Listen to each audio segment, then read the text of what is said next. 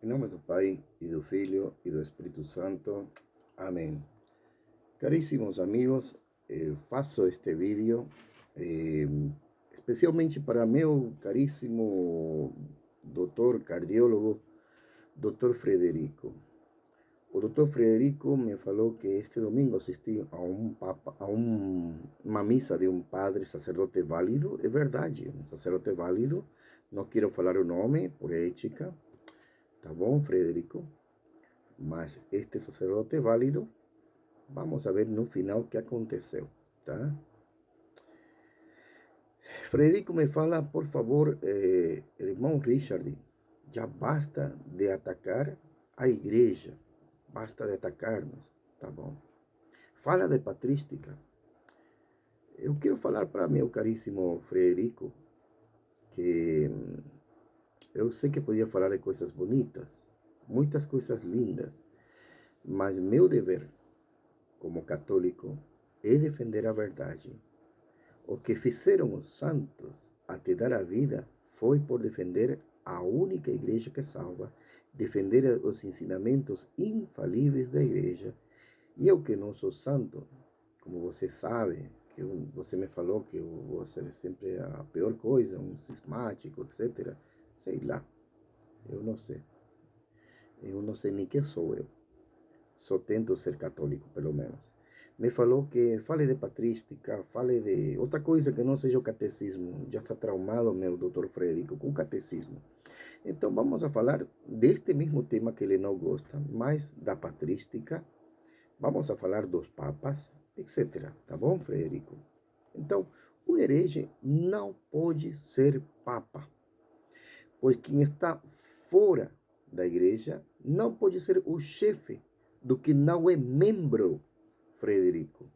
Vamos a ler na patrística ao Papa San Hormisdas, Libellus Professionis Fidei, da data 2 de abril do ano 517. A profissão de fé, fala ele assim: e portanto espero merecer encontrar-me em uma única comunhão convosco. Olha a humildade deste Papa Santo. Aquela pregada pela Sé Apostólica, na qual está a completa, verdadeira e perfeita solidez da religião cristã, prometendo que, de agora em diante, não recitarei entre os sagrados mistérios os nomes daqueles que estão separados da comunhão da Igreja Católica, isto é, que não se sentem com a sé apostólica. E se eu tentar desviar-me da minha profissão em qualquer coisa, por minha própria sentença, me declaro cúmplice dos mesmos que condenei. Esta é a minha profissão. Eu assinei com minha própria mão e a enderecei a você. Então, caríssimos, isto é patrística, caríssimo Frederico, queria que fale patrística. Bom, na patrística, temos também a São Cipriano falando a mesma coisa. O Papa não pode ser herege. São Cipriano falou isso. Santo Atanásio falou a mesma coisa, caríssimo Frederico. Santo Agostinho, né? E também São Jerônimo contra Lucifer. Vamos a resumir o que todos estes santos da patrística foi resumido por São Roberto Bellarmino no Documentos Romano Pontífice número 230. Este documento, que vou ver se tenho por aqui, sim, é isso mesmo, é Romano Pontífice número 230. Este princípio, fala São Roberto Bellarmino, é muito verdadeiro. Aquele que não é cristão não pode, de forma alguma, ser papa, como diz Caetano. A razão disso é que ele não pode ser a cabeça do que não é membro. Agora, quem não é cristão não é membro da igreja, e quem se manifesta como herege não é cristão, como é claramente ensinado por São Cipriano, já falei, Santo Atanásio, Santo Agostinho, São Jerônimo, entre outros. Portanto, o herege não pode ser papa. Vejamos agora o Papa Eugênio IV, Concílio de Florença, Cantate Domino, 1441. A Santa Igreja Romana acredita firmemente, professa e ensina que aqueles que não estão no seio da Igreja Católica, não apenas os pagãos, mas também os judeus ou hereges e cismáticos, nunca compartilharão a vida eterna e inevitavelmente irão para o fogo eterno preparado para o diabo e seus anjos, a menos que tenham se unido à Igreja antes de morrer. Vejamos agora a Enciclopédia Católica. Repite esta verdade declarada pelo Papa Paulo IV, afirmando que a eleição de um herege como Papa seria completamente nula e inválida, Dr. Frederico. Enciclopédia Católica, Eleições Papais de 1914, volume 11, página 456. Desde então, a eleição de um herege, ou cismático, ou de uma mulher, será nula e inválida. Vejamos agora o Papa Paulo IV na bula Cum ex apostolatus officios. Ele fala neste fragmento: acrescentamos por esta nossa Constituição que deve permanecer válida em perpetuidade. Promulgamos, determinamos, decretamos e definimos que se algum momento acontecer que um bispo, mesmo na qualidade de arcebispo, ou patriarca, ou primado, ou um cardeal, mesmo na função de legado, ou um romano pontífice eleito que antes, escutem bem, da sua promoção ao cardinalato ou da sua assunção do seu pontificado, se tenha desviado da fé católica ou tivesse caído em heresia, ou tenha provocado ou cometido promoção para sua assunção, ainda que tenha ocorrido com acordo unânime de todos os cardeais, é nula e inválida. Entendeu, Frederico, que está falando o Papa Paulo IV? E o Papa fala, já falamos no Décinger número 1792, que nós temos que acreditar nas definições solenes dos papas e também no magistério ordinário ou universal. Temos que acreditar com fé católica e divina, que tem que ser nossa fé verdadeira católica. O Papa Paulo IV, caríssimo, vamos a ver se está por aqui, tá? Também declarou que tinha esta declaração, tá? Para evitar que se instale na Santa Sé, no Vaticano, a abominação da desolação, predita pelo profeta Daniel. Então, isso é incrível e parece indicar que o mesmo magistério está conectado a esta abominação da desolação no santo lugar em São Mateus capítulo 24, 15, que um herege fingindo ser papa, talvez porque o herege fingindo ser papa nos traria a abominação da desolação. Estas são as declarações de um Papa Santo, o Santíssimo Padre, o Papa Paulo IV. Não que ele faça isto como uma profecia predita pelo profeta Daniel, que está também em São Marcos capítulo 24, versículo 15. Então está conectado isto. E o Papa está nos advertindo do que está acontecendo. Agora vamos a ver o Papa Pio XII, Santíssimo Padre Pio XII, em Mystici Corporis Christi, né? Número 23, do 29 de junho do ano 1943. Coloque isso: nem todos os pecados, por mais graves que sejam, por sua causa, por sua própria natureza, separam o homem do corpo da igreja. Ou seja, escutem bem uma coisa: o pecado mortal, quando a pessoa peca, vou fazer um parênteses para explicar um pouquinho o catecismo. Desculpa, Frederico, vou falar de catecismo porque é uma forma mais fácil de entender esta parte da teologia. Quando a pessoa peca mortalmente, aqui está falando o Papa Pio XII, porque isso é uma explicação muito importante. Por mais grave que seja esse pecado mortal, ele não se separa da igreja. Ele é um membro morto que precisa dos sacramentos mortos, que é a penitência, tá? E também a extrema unção, entendeu? Os sacramentos de morto, o batismo, perdão, e a penitência, sacramentos de morto, perdão. Então, tanto o batismo como a penitência se chamam sacramentos de mortos porque eles tiram a essa pessoa que é um membro morto, ou que está fora da igreja, para ele ser membro da igreja, para ser um membro vivo da igreja, o batismo tira a essa pessoa, não tira, senão faz a essa pessoa membro da igreja, e o sacramento da penitência, a confissão, permite que esse membro que está morto no pecado mortal, por seu arrependimento e pela absolução que dá o sacerdote, esta pessoa volta a ser um membro vivo da igreja.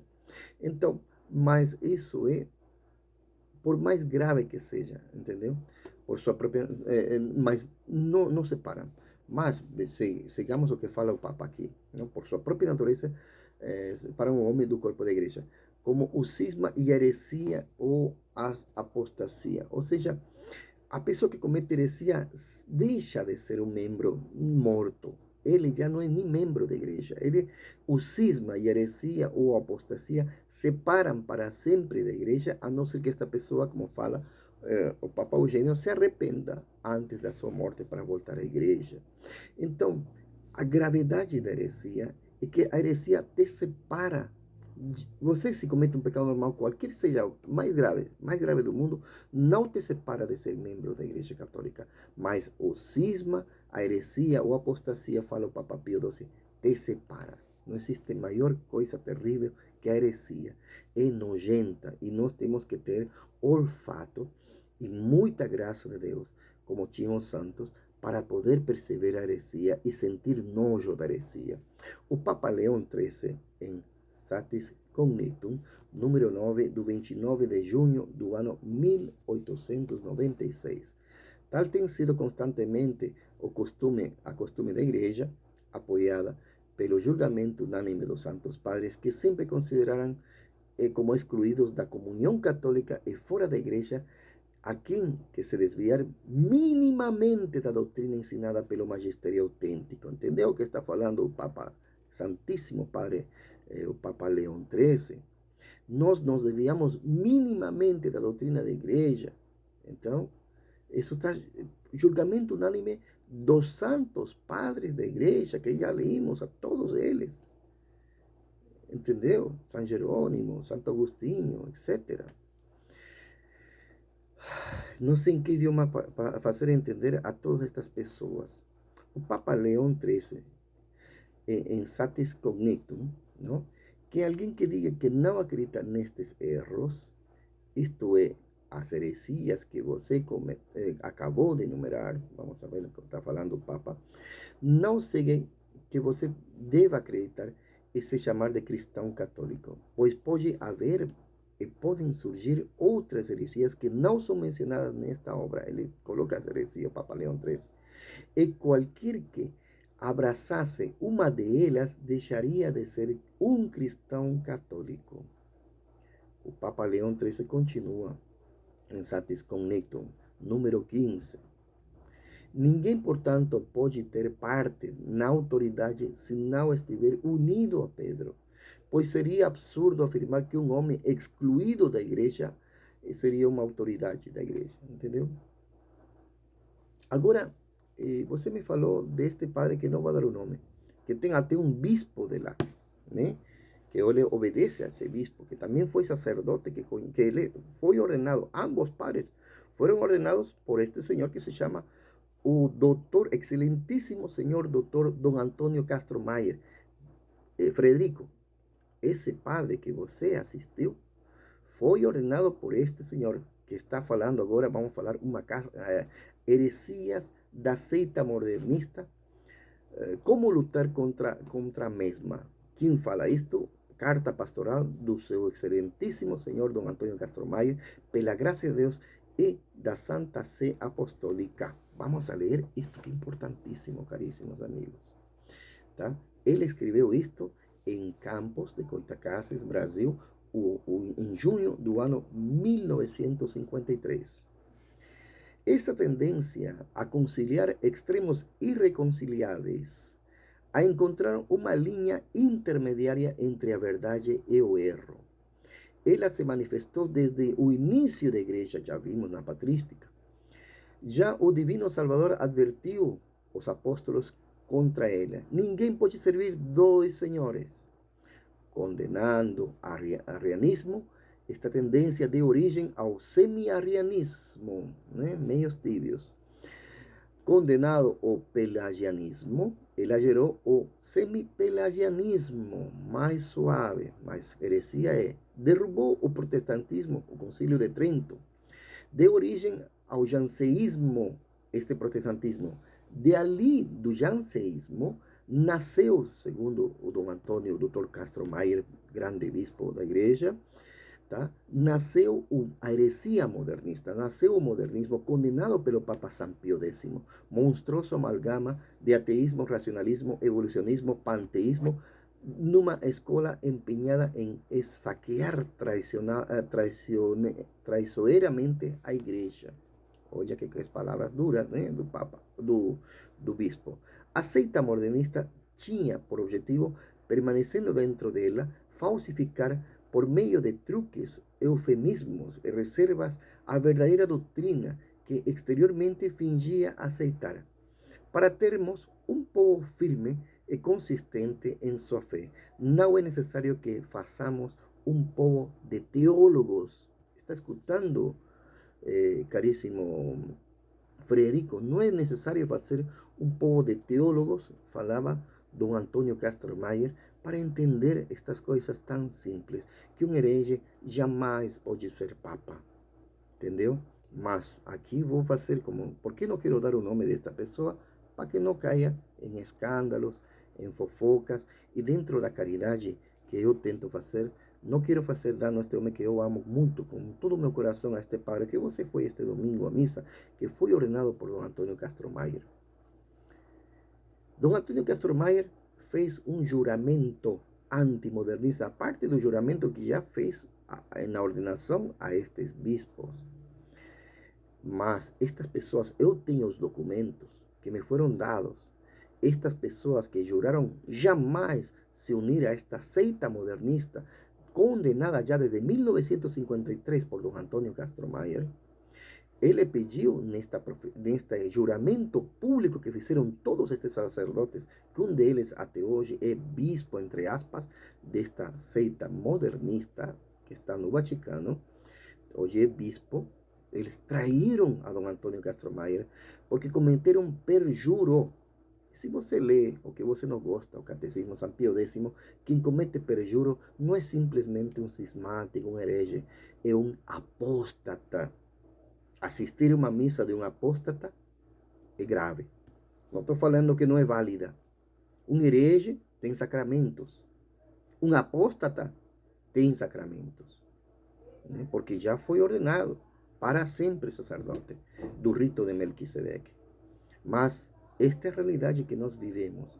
Pessoas que esfaquearam, traicionaram a igreja. Que Deus abençoe vocês, caríssimos. Tá? E entenda, Frederico, que não pode cometer perjuro. E eles cometeram perjuro. Este que se chama bispo cometeu perjuro. Este que se chama padre, que você assistiu lá, hoje se chama de monsenhor, também cometeu perjuro. Que apostasia. Negar um juramento público se chama contra a heresia modernista, essa seita condenada pelo Dom Antônio Castro Maier desde junho de 1953, tá? E ele jamais quis aceitar isto. E como falam muitos, este grande bispo morreu como sedevacantista. Muitos falam na internet assim. Que Deus abençoe vocês em nome de Patris et Filii Espírito Santo. Amém.